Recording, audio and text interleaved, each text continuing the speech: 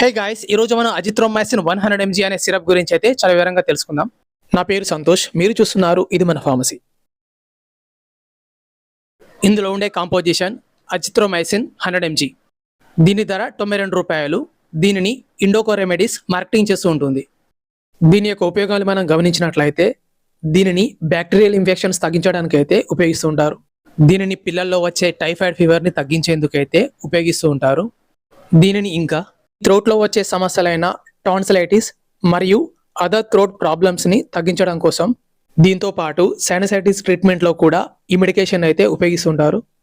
మరియు ఊపిరితిత్తులో వచ్చే pneumonia, bronchitis లాంటి ఇన్ఫెక్షన్స్ని తగ్గించడం కోసం, సెల్యులైటిస్ లాంటి స్కిన్ ఇన్ఫెక్షన్స్ని తగ్గించడం కోసం, చెవిలో వచ్చే ఓటైటిస్ మీడియా లాంటి ఇన్ఫెక్షన్స్ని తగ్గించడం కోసం, దీనిని ఇంకా యూరినరీ ట్రాక్ట్ మరియు జెనటల్స్లో వచ్చే ఇన్ఫెక్షన్స్ని తగ్గించడం కోసం, ఇంకా వీటితో పాటు acne vulgaris, cat scratch disease, bacterial conjunctivitis, ఇంకా బ్యాక్టీరియల్ ఇన్ఫెక్షన్స్ కారణంగా వచ్చే తీవ్రమైన దగ్గు మరియు జలుబును తగ్గించేందుకైతే ఈ మెడికేషన్ ఉపయోగిస్తుంటారు. కానీ వైరస్ వల్ల వచ్చే దగ్గు జలుబు కోసం అయితే ఈ మెడికేషన్ ఉపయోగపడదు. ఈ మెడిసిన్ వాడిన చాలా తక్కువ మందిలో మాత్రమే ఈ సైడ్ ఎఫెక్ట్స్ని మనం గమనించవచ్చు. వాంతి వచ్చినట్టుగా ఉండడం లేదా వాంతి రావడం, మోషన్స్ అవుతూ ఉండడం లేదా కాన్స్టిపేషన్ రావడం, మరియు తల తిరిగినట్టుగా ఉండడం, తలపై చుండు సమస్య రావడం. దీని యొక్క డోస్ మరియు డోసేజ్ గమనించినట్లయితే దీనిని ఆహారం తీసుకున్న గంట లేదా 2 గంటల తర్వాత ఈ విధంగా 3 రోజులు లేదా 5 రోజులు, కొందరిలో అయితే ఈ డోసేజ్ అనేది 1 వీక్ వరకు కూడా ప్రిస్క్రైబ్ చేయబడుతుంది.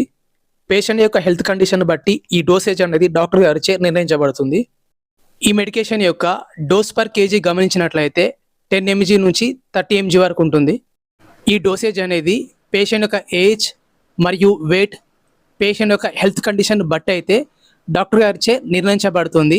జనరల్గా అయితే 10 to 15 mg పర్ కేజీ అనేది డాక్టర్ గారు పిల్లల కోసం ప్రిస్క్రైబ్ చేసే డోసేజ్. అంటే ఎగ్జాంపుల్తో క్లియర్గా చెప్పుకోవాలంటే, ఒక 2 years ఉండే అబ్బాయికి టైఫాయిడ్ ఫీవర్ వచ్చినప్పుడు అతని వెయిట్ మనం చూస్తే 7 kg ఉంటాడు. అతనికి పీడియాట్రిషియన్ డాక్టర్ గారు మనం చెప్పుకున్నట్టుగా 15 mg పర్ కేజీ చొప్పున అయితే మార్నింగ్ 100 mg, ఈవినింగ్ 100 mg రాస్తారు. అంటే 30 ml సిరప్లో 100 mg అంటే 5 ml. So morning 5 ml, evening 5 ml.